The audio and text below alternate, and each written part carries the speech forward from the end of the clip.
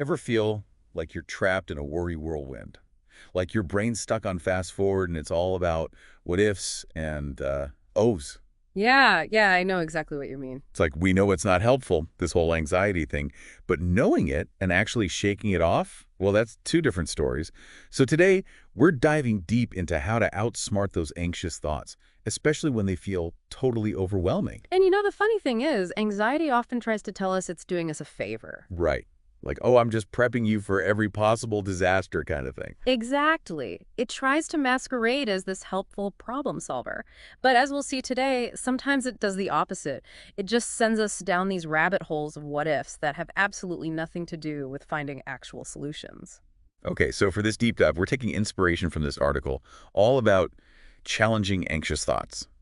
And right off the bat, they make a really good point, which is a little bit of anxiety, totally normal, Yeah. even useful sometimes, right? Oh, absolutely. It's what gets us to like actually set an alarm clock or, double Yeah. check that we turned off the stove. It's those little nudges to stay on track. Exactly. Yeah. But it's when that little nudge becomes like a blaring siren, that's when things get messy. It's like that anxiety overdrive.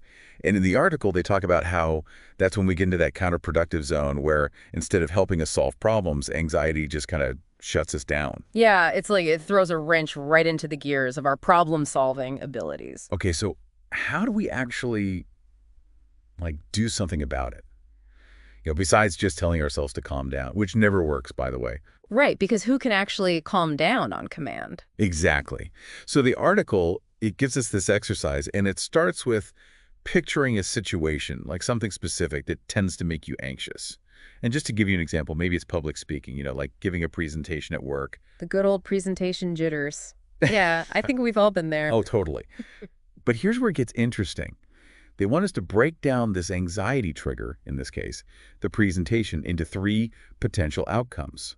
So think, worst outcome, best outcome, and the one we tend to forget about, the most likely outcome. Hmm. It's about getting real with our anxieties, because, let's face it, our brains, especially when it comes to this stuff, can be masters of exaggeration. It's like we go straight to worst case scenario without even a pit stop in reality. Yes. And speaking of those worst-case scenarios, the article calls them irrational thoughts. It's those anxieties that feel so huge in the moment, so real, but when we actually, like, zoom out a little, they're probably not that likely to happen. It's about putting them under a microscope and seeing if they hold up. Exactly. Right. And so to really show this in action, they give an example about that presentation we were talking about, that work presentation. The irrational thought is, I'm going to totally blank out, make a fool of myself, and everyone will remember it forever. And like, who hasn't had that thought? Well, I think we've all been there at some point, yeah. But here's the key. The article then gives us the flip side, what they call the rational thought. And it goes something like this. Okay, my presentation might not be perfect, and yeah, I might stumble a little, but even if I do mess up, everyone's going to forget about it pretty quickly. It's about finding that grounded perspective, the one that's not fueled by pure panic. And what really hit me about this is it's like you're stepping outside yourself for a second, and you're seeing the situation through someone else's eyes, someone who's not caught in that same anxiety spiral.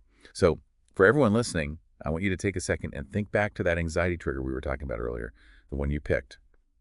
Now, how does the worst outcome stack up against the likely outcome when you actually put them side by side? Yeah, and I think it's important to acknowledge that this takes time, this whole reframing thing. It's not like an instant fix, right? Totally. It's like a muscle we have to build. Exactly. But the article makes a really interesting point. It says that over time, as we get better at this, we're actually rewiring our brains. Like the more we practice challenging those anxious thoughts, the more we're training our minds to default to those calmer, more realistic perspectives. So it's like we can literally become less reactive to our anxieties just by practicing this. In a way, yeah. It's like we're building up a tolerance to the what ifs. Wow. Okay, so where does this leave us? The article ends by posing this question that really got me thinking.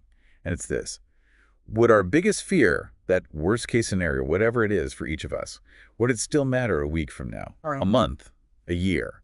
And I think that's something worth sitting with, because how we answer that question really shapes how much power we give our anxieties today.